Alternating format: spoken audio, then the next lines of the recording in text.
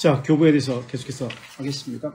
교부를 연구할 때 고려해야 할 것이 있습니다. 그러니까 공부할 때, 교부에 대해서 공부할 때 고려해야 할 것이 있습니다. 첫째, 교부의 생애에 대해서. 그리고 두 번째, 교부들이 어떤 작품을 썼는지에 대해서. 저작, 두 번째. 첫째는 생애, 두 번째는 저작. 세 번째는 어떤 사상을 가졌는지, 사상에 대해서 세 번째. 그리고 세 번째는 사상, 네 번째는 후대에 이러한 것이 어떤 영향을 끼쳤는지, 후대에 끼친 영향을 보아야 합니다. 우린 이런 것들에 대해서 사실은 현재는 로마 카톨릭에 의존하고 있습니다. 교부 연구는 로마 카톨릭에서 아주 활발하게 하고 있습니다. 그래서 로마 카톨릭에 한국 교부학 연구소라는 것이 있습니다. 그래서 교부에 관한 책들은 여기서 만들어서 분도 출판사 아시죠? 로마 카톨릭에 분도 출판사 있는데 여기서 시리즈로 나오고 있어요. 이 시리즈가 나와요. 이 분도 출판사에서 이 시리즈로 계속 나오고 있어요.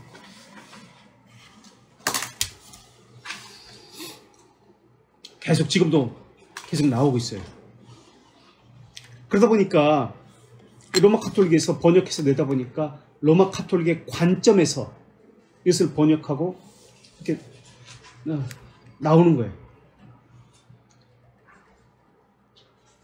개신교가 뭔지 아세요? 개신교의 범위가 어떤지 아세요? 왜 개신교라고 부르고 어떤 때는 우리는 뭐라고 해야 돼요? 장로교회는?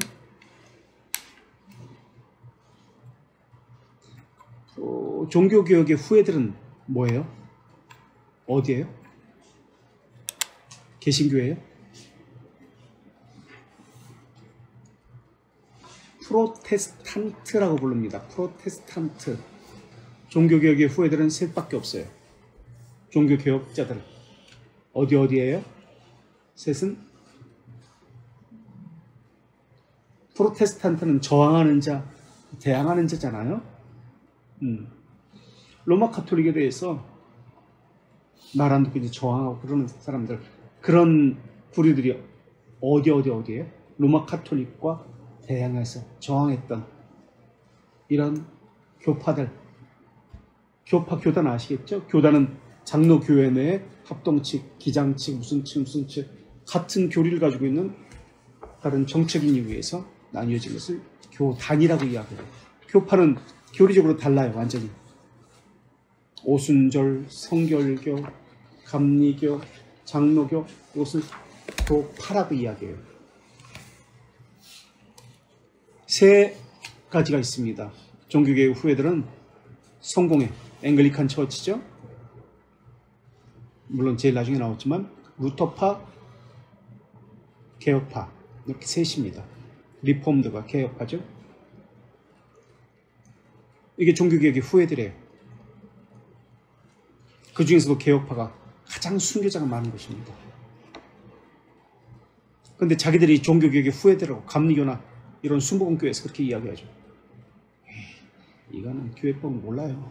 모르는 사람들이에요.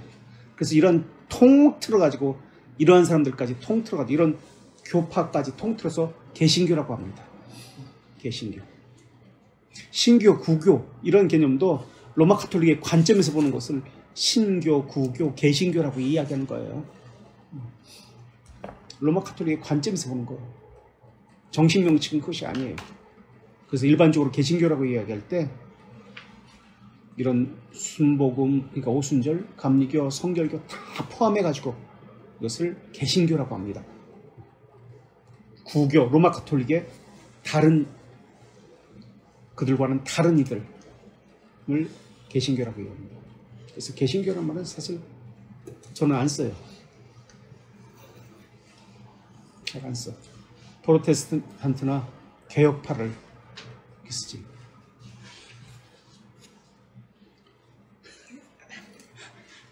그래서 아니 보세요. 그래서 개신교라고 할 때 관심이 어디에 있나요? 개신교는 일반적으로 관심이 어디 있어요?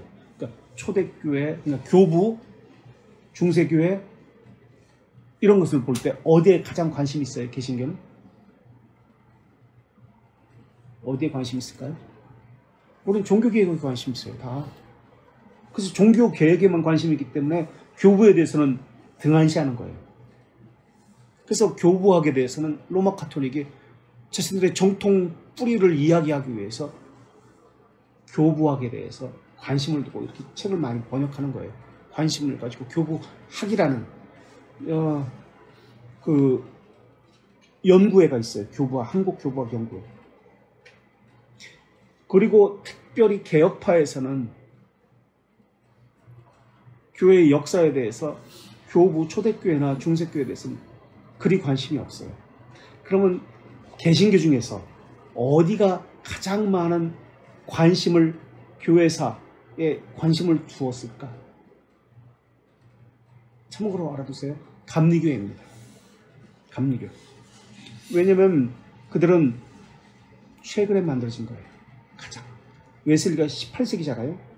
18세기니까 17세기, 18세기니까 최근에 만들어졌으니까 자신들의 뿌리에 대해서 역사가 길지 않으니까 그래서 관심을 가지고 연구해서 한국에 나온 번역된 교회사 책들은 감리교 교통의 책, 그 사람들이 쓴 책이 많아요. 개혁교회에서는, 개혁파에서는 이런 교회사에 대해서 그렇게 책을 많이 쓰지 않았어요. 그래서 귀해 그런 책들이 개혁파 신앙의 눈을 가지고 역사를 바라보는 것이, 그래서 감리교의 관점을 가지고 책을 바라보는 거예요. 그래서 웬만한 책들은 감리교의 관점을 가지고 쓴 책들이 신학교의 교회사 교재입니다. 그래서 감리교의 관점을 가지고 역사를 바라보는 것은 좀 달라요. 그래서 마찬가지로 이 교부학도 로마 가톨릭의 관점을 가지고 지금 이것을 바라보고 단어조차 용어조차 로마 가톨릭의 용어로 이렇게 바꿔가지고 그렇게 자기들에게 유리한 것을 가지고 이렇게 하고 있습니다. 그래서 교부들에서 개신교다 우리 개혁파는 관심이 좀 덜합니다. 그래서 종교개혁은, 종교개혁사는 우리 것이다. 그러나 초대교회와 중세교회는 로마 가톨릭 것이다 라는 인식이 은연중에 있습니다. 우리 것이 아니야. 그것은 로마 가톨릭 것이야. 초대교회와 중세교회는 이런 개념을 가지고 있어요. 그런데 초대교회는 로마 가톨릭도 우리도 동시에 공유하고 있습니다. 교인들은 왜 로마 가톨릭의 교부에 대해서 배워야 하느냐? 교회의 아버지라는 뜻이잖아요. 더 파더스, S자 붙여가지고 스라고 하는데 왜 그것을 배워야 하느냐고 이야기합니다. 우리의 뿌리이기 때문에 그렇습니다. 진리를 체계화한 사람들이 그들이기 때문에 그렇습니다. 우리에게 물려준 보화가 그들에게서 나왔기 때문에 그렇습니다. 종교개혁의 결과로 그 전에는 우리말 성경이 없었습니다. 그러나 종교개혁의 결과로 각기 나라 말로 성경이 번역되기 시작합니다. 그 전에는 영어 성경도 없었고 자국어 성경도 없었습니다. 잘해야 라틴어 성경이 있었습니다. 히에로니무스의 성경입니다. 제롬이라고도 이야기하죠. 이 히에로니무스에 의한 성경인데요. 성경이란 우리에게 성경이라는 권위가 있지 않습니까? 성경이라는 분명한 교재가 있지 않습니까? 이것만 있으면 되지 왜 우리가 교부에 대해서 배워야 합니까? 라고 질문할 수도 있습니다. 왜? 성경에는 역사성과 사도성이 함께 가기 때문에 그렇습니다. 성경이 어떻게 우리에게 전해져 왔는지 교부들을 통해서 배울 수 있기 때문에 그렇습니다. 그래서 전통과 성경이라는 관점에 의하면 세 가지 부류의 사람들이 있습니다. 교회 역사 가운데는. 그래서 무엇을 우위에 두느냐에 따라서 세 부류의 사람들이 있는데 첫 번째 부류는 제세례파와 같은 사람들입니다. 제세례파도 개혁파에 소속되어 있었던 사람들입니다. 개혁파 소속입니다. 아르미우스주의자도 개혁파에서 나온 겁니다. 그래서 이 사람이 개혁파라고 하지만 아르미스주의자도 있고 제세례파도 있습니다. 이것을 염두에 두셔야 돼요. 항상 개혁파라고 다 순전하고 옳은 것이다라고 생각해서는 안 돼요. 아르미스주의자도 개혁파고, 근현대 교회에서 배우게 될 겁니다. 아르미스주의자도 개혁파고 제세례파도 개혁파입니다. 과격분자. 제세례파, 급진주의자들, 토마스 미처 같은 사람들은 성경 이외의 모든 것은 일체 거부합니다. 성경만 가지고 이야기합니다. 오직 성경이라는 개념이 우리가 어떤 것인지 분명히 이해하고 있어야 되는데, 어쨌든 첫 번째 불입니다. 성경 이외의 모든 도움을, 일체의 도움을 거부합니다. 이게 제세례파, 급진주의자들입니다. 토마스 민처 같은. 그리고 두 번째 부류는 루터나 칼빈과 같은 종교개혁자들의 입장인데요. 성경과 전통을 둘 다 중시 여기는 사람들입니다. 그런데 성경과 전통을 둘 다 중시 여겼지만 전통은 성경의 절대적 권위 아래 종속된다라는 점에서 성경과 전통을 함께 중시 여겼던 사람들입니다. 전통은 성경에 종속되어야 합니다. 그런 측면에서 성경과 전통을 함께 중시했던 사람들, 종교개혁자들, 루터와 칼빈과 같은 부류들입니다. 세 번째 부류가 있습니다. 성경과 전통의 관계에 대해서 세 번째 부류는 로마 가톨릭의 부류입니다. 이들도 성경과 전통을 동시에 중요시 여겼습니다. 그런데 성경보다 무엇을 더 우위에 두었죠? 전통을 더 우위에 두었습니다. 그래서 종교개혁들은 성경보다 전통을 더 우위에 둔 로마 가톨릭에 대항해서 오직 성경이라는 것을 외쳤던 것입니다.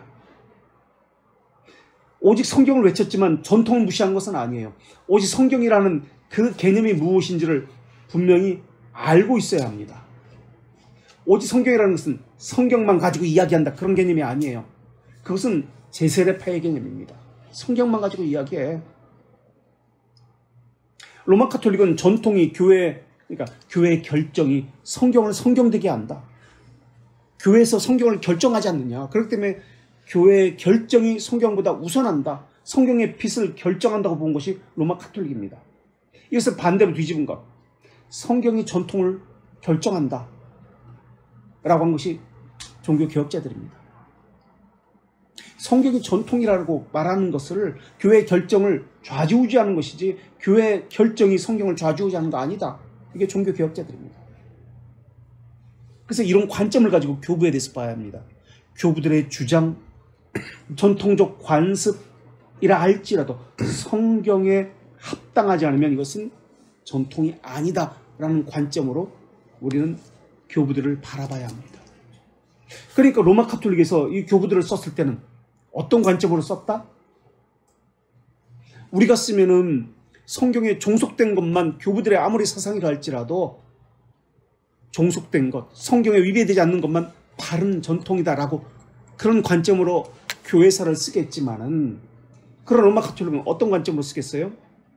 교회에서 결정하면 이것은 성경보다 위에 있는 게 교회 결정이잖아요. 교황의 그 말이니까, 교령이니까 교회의 관습이 우선된다라는 관점에서 교회의 역사를 썼을 겁니다. 그래서 달라요. 우리와 관점이. 그러니까 다른 시각으로 교부들에 대해서 해석을 하는 것은 당연합니다. 교회 역사를 쓰는 것도 당연합니다. 거기다가 성경이라는 잣대가 있지 않습니까? 이것을 캐논이라고 하죠. 정경, 잣대, 캐논이라고 하죠.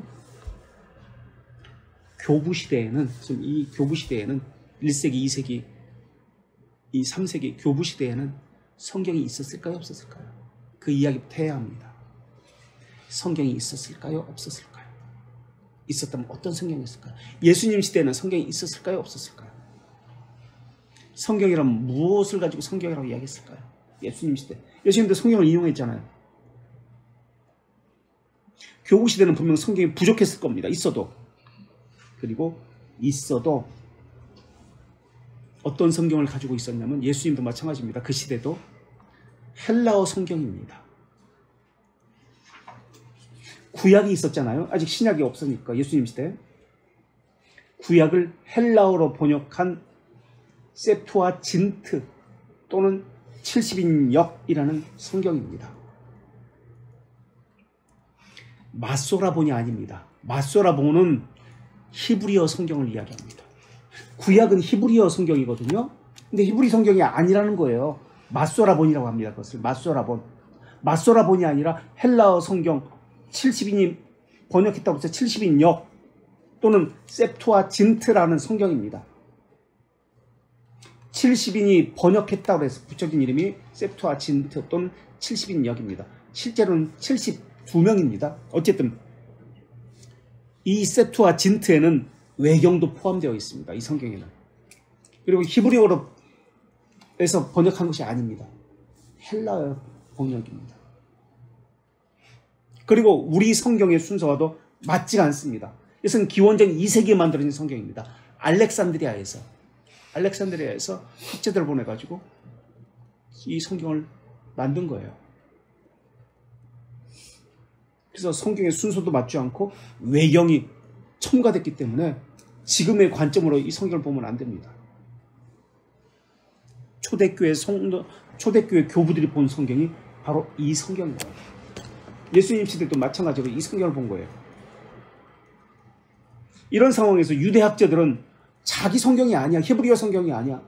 그래서 그 당시에 히브리와 아람어를 썼는데 아람어가 그 방언이었잖아요. 그 당시 썼던 성경이 저거였잖아요. 그래서 히브리어와 아람어로 쓴 성경을 탈굼 성경이라고 합니다. 탈굼 성경을 보거나 아람어 성경을 보았습니다. 그러면서 점차 septuagin트 성경이 마소라 히브리 성경, 원래 히브리 성경과 내용이 다르니까 점점 septuagin트가 밀려나게 됩니다. 오리지널이 히브리 성경이니까. 그러나 예수님도 그렇고 이 사도들도 초대교회 교부들도 septuagin트 헬라어 성경을 봤다는 것을 염두에 두어야 합니다. 왜냐하면 왜 히브리 성경이 없었을까 이 당시에? 히브리 성경이 없었던 이유는 헬라어 성경만 있었던 이유는 기원전 6세기부터 이스라엘이라는 나라가 없었습니다. 그래서 언어를 잊어버린 민족이에요. 그래서 히브리어가 없어요. 헬라어만 썼습니다. 그리고 그 당시에 아람어가 정치적인 그리고 상업에 사용되는 중동의 공용어였습니다. 그래서 히브리인들은 히브리어를 잊어버렸어요. 쓰질 않으니까. 그러니까 히브리 성경이 없어요. 그래서 성경을 볼 수가 없어. 그래서 유대 랍비들만 히브리어를 썼는데 유대 랍비들이 히브리어를 모르는 히브리 사람들한테 성경을 다시 번역해서 아람어로 번역한 것이 탈굼 성경입니다. 탈굼역이에요. 그래서 이것이 나오기 전까지 또 시리아에 거주하는 사람들은 시리아 역 성경을 번역해서 사용하게 됩니다. 그래서 이것이 나오기 전까지 septuagin트라는 성경을 봤습니다. 초대교회 교부. 그러니까 지금의 관점에서 이들을 바라보면 안 돼. 성경에 오류가 있어요. 그리고 또 외경, 위경 이런 것도 막 들어와서 섞여 있는 거예요. 그리고 나서 만들어진 것이 라틴어 성경입니다. 200년경에 완성됐습니다. 이 라틴어 성경은 헬라어에서 아까 septuagin트 헬라어 성경에서 라틴어로 번역된 거예요. 그러다 보니까 헬라어 자체가 septuagin트가 오류가 있었는데 오류가 있는 성경에서 다시 번역됐으니까 오류가 더 있습니다. 오류가 더 많겠죠. 그래서 히에로니무스가 라틴어 성경을 다시 번역합니다. 이것을 불가타 성경이라고 합니다. 그래서 오늘날까지도 라틴어 성경, 이 불가타 성경을 읽습니다. 그래서 종교개혁자들은 이 불가타 히에로니무스 또는 제롬, 영어로 제롬이 H자가 H자가 제2 발음이니까 제롬이 번역한 불가타 성경에 도전장을 내밀면서 자국어 성경을 번역한 겁니다. 이 종교개혁 시기까지 성경을 번역한다, 성경을 소주한다, 이것은 이단자입니다. 화형을 당합니다. 성경을 사제가 아닌 개인이 소유한다는 것은 있을 수가 없는 일입니다. 그래서 성경의 내용에 대해서 아는 사람은, 읽어본 사람은 일반 신자 중에 없어요. 금지됐기 때문에, 사형을 당했기 때문에. 그래서 루터도 수도원 들어가서 처음으로 성경을 접한 거예요. 깜짝 놀란 거예요. 그래서 루터도 그때 성경을 처음 봤으니까, 아, 이게 성경을 봤구나, 이게 성경이구나. 그 전에 성경을 본 적이 없어요, 루터도. 그래서 종교개혁자는 성경을 누구든지 볼 수 있도록 자국어로 성경을 번역합니다.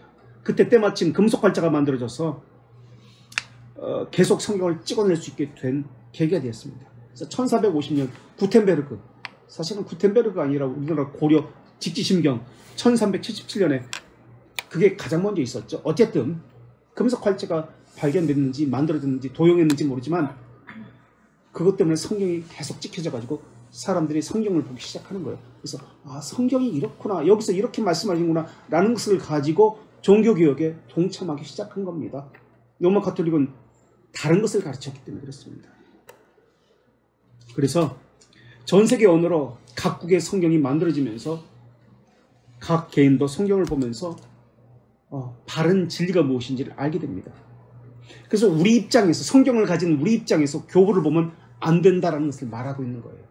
그 당시 입장에서 잘못된 성경, 오류가 많은 성경, 성경도 많지 않은 그런 상황에서 성경을 보고 또 이것을 연구해서 작품을 만들어냈다, 그런 관점으로 그 시대의 상황에서 그들을 바라봐야 한다는 것을 말하고 있는 겁니다.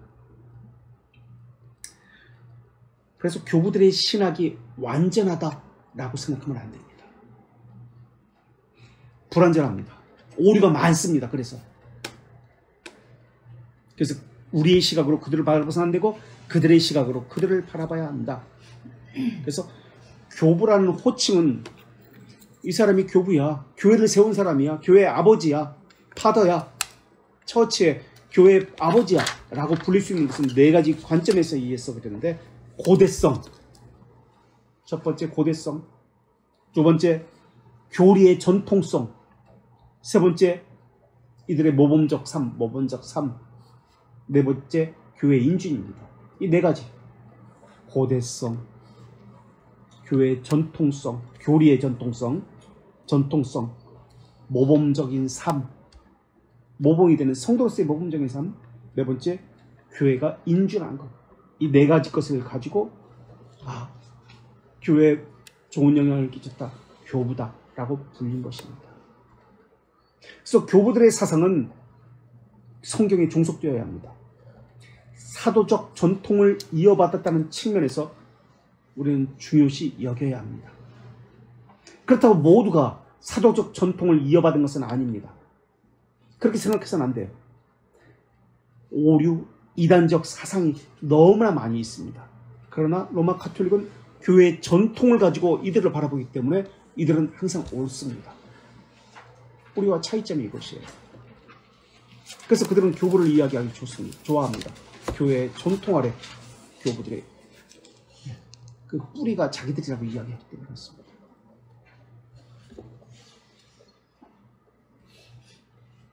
교회 인준이라는 측면에서 네 가지 것을 이야기했잖아요.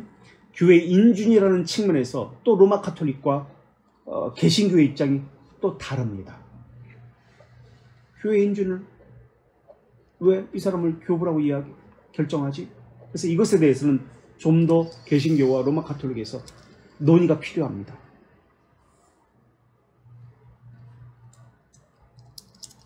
또 이 저자가 맞나? 이 쓴 작품이 이 저자의 것이 맞나? 라는 논의도 해야만 합니다.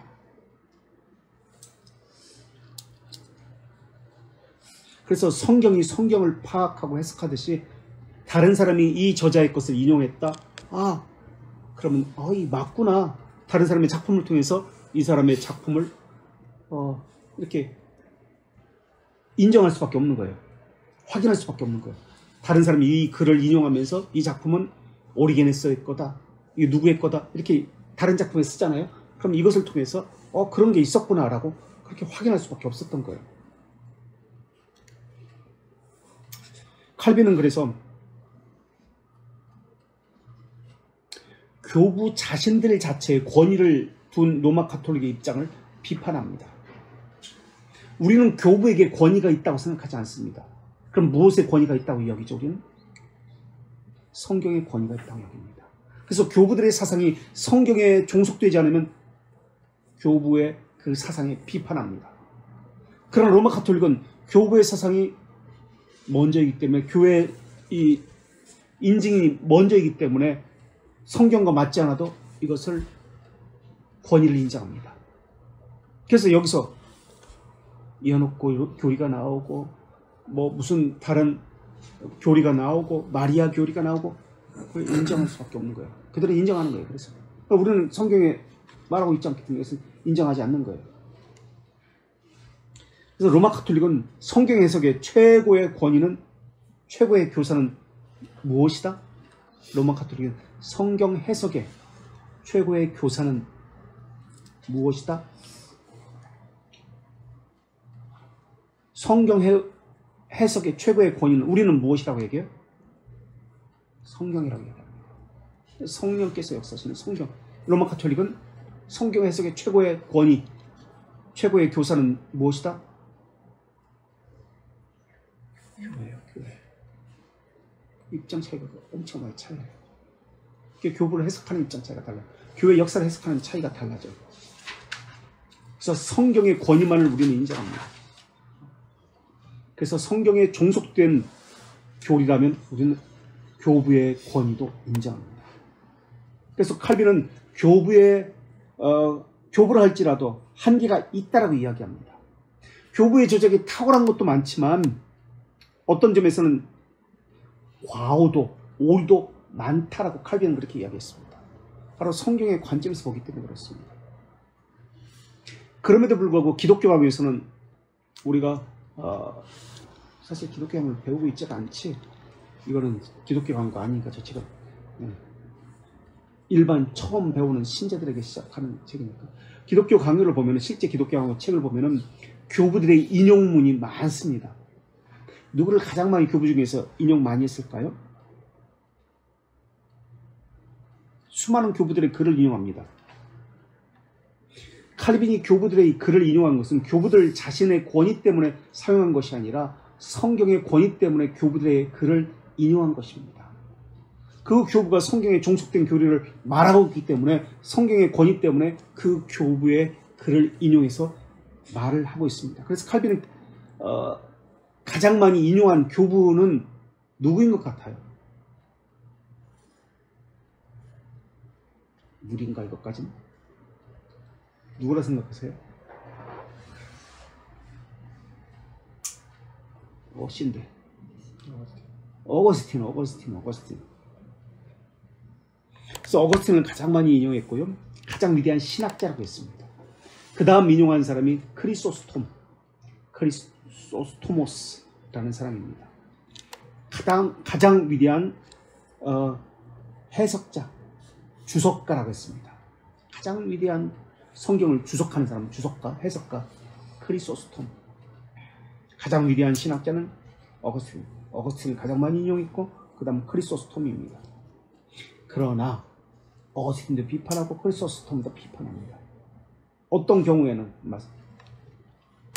그래서 성경에 충실한 경우에만 인정합니다.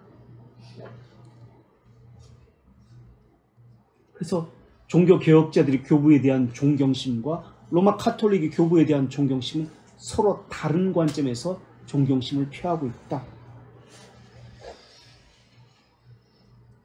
교부들의 글을 인용한다고 해서 성경의 권위를 떨어뜨리는 것은 또한 아니다. 왜냐하면 성경에 종속된 교부들의 글을 인용하는 것이 우리이기 때문에 그렇습니다. 그래서 어거스틴의 글을 칼빈은 1708회를 인용합니다. 엄청나게 많이 인용한 거예요. 1708회. 히에로니무스는 332번을 인용합니다. 칼빈의 글에서 332회. 그리고 크리소스톰의 글은 259번을 인용합니다. 아까 크리소스토모스의 글을 두 번째로 가장 많이 인용한다는데 아니네요. 히에로니무스가 335번이니까 더 많이 있네요. 크리소스토모스는 259번이니까 3번이네요. 히에로니무스의 글은 비판하기 위해서 인용한 겁니다. 오류가 많다 비판하기 위해서 히에로니무스의 글을 인용한 것이기 때문에 두 번째로 인용한 것을 크리소스톰이라고 아까 말씀드린 겁니다. 그래서 어거스틴은 전체 모든 교부들 중에서 51%가 칼빈의 작품에서 51%나 많이 인용되었습니다. 그 다음에 히에로니무스는 비판하기 위해서 인용했고요. 크리소스톰의 글을 어거스틴 다음으로 사용합니다. 성경 주석과 관련해서. 그래서 크리소스토무스를 가장 위대한 주석가라고 인정했기 때문에 두 번째로 인용한 겁니다. 그래서 칼빈의 교부 인용은 오직 성경을 이라는 원리를 가지고 인용한 겁니다. 오직 성경이라는 것은 성경만 인정하고 다른 것은 배제한다는 뜻이 아닙니다. 분명히 알고 계셔야 돼요. 성경에 비추어서라는 뜻입니다.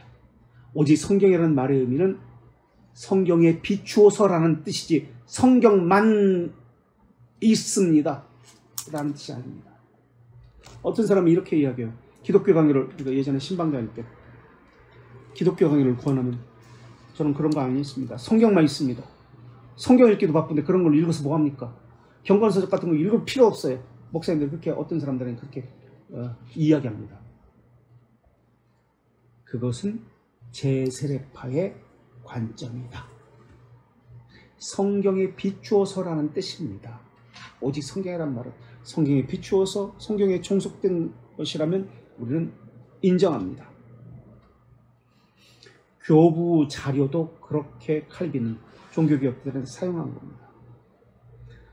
우리는 현재의 시각을 가지고 단순하게 그 당시를 비판하는 그런 경향이 있습니다. 평가하는 경향이 있습니다. 그렇게 해서는 안 됩니다. 그 시대 정황에서 그 시대를 판단해야 합니다. 그래서 교부에 한계가 있습니다. 오류가 많습니다라는 것을 가지고 이야기해야 합니다. 로마 카톨릭은 교부 연구가 양적으로 질적으로 활발합니다. 이것에 대해서 우리는 무척대고 환영하고 받아들일 수는 없습니다. 좋은 현상입니다만은 왜냐하면 그들의 사상을 받아들일 때 로마 카톨릭의 무의식적으로 해석이라는 관점을 가지고 그들을 받아들일 여지가 있기 때문에 그렇습니다. 그래서 교회 전통이라는 관점을 가지고 성경을 바라볼 때 오류를 우리가 무의식중에 받아들일 수 있기 때문에 그렇습니다.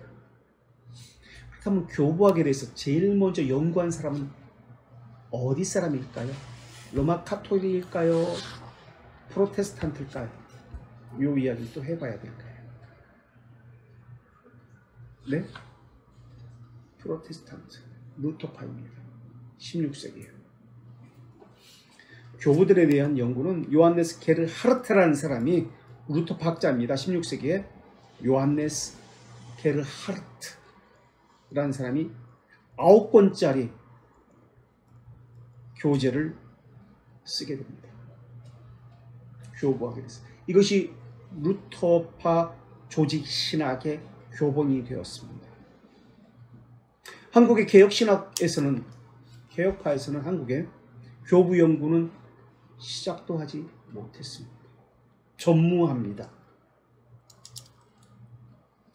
2000년 교회 역사 가운데 가장 순수한 사람들, 가장 열정적인 사람들, 가장 믿음에 충실했던 사람들이라고 불려지는 이 초대교회, 특히 교부에 대해서 연구가 전혀 없다라는 것은 우리 뿌리에 대해서 다시 한번 생각해 봐야 합니다. 그리고 우리는 교부들의 주장과 사상을 평가할 때 그들이 말했기 때문에 믿는 것이 아니라 로마 카톨릭은 그들이 말했기 때문에 믿습니다. 우리가 교회가 정했기 때문에 믿습니다. 그러나 우리는 그들이 말했기 때문에 믿는 것이 아니라 성경이 말씀했기 때문에 믿는 겁니다. 성경이 그들을 통해서 말씀했기 때문에 믿습니다. 그리고 성경과 일치한 것을 우리는 믿습니다. 예를 들어볼까요? 터툴리안은, 칼빈은 전적으로 이 사람 우리 편이야 라고 이야기합니다. 그래서 어거스틴과 터툴리안은 그 사람은 우리에게 유익한 사람이다 라고 칼빈은 이야기하는데 동시에 터툴리안에 대해서 비판합니다. 배교자에 대해서 너무나 엄격한 사람이 터툴리안입니다 라고 비판합니다. 반대로 같은 입장에서 키프리아누스에 대해서는 배교자들에게 대해서 키프리아누스와 관계 있는 사람이 누구죠? 어떤 교회 어려움과 관련해서 배교자들에 대해서 노바티아누스. 그렇지. 그렇게 대답했어요? 그래. 배교자들에 대해서 부드러운 입장을 취한 것이 키프리아누스입니다. 칼빈은 이것에 대해 칭찬합니다.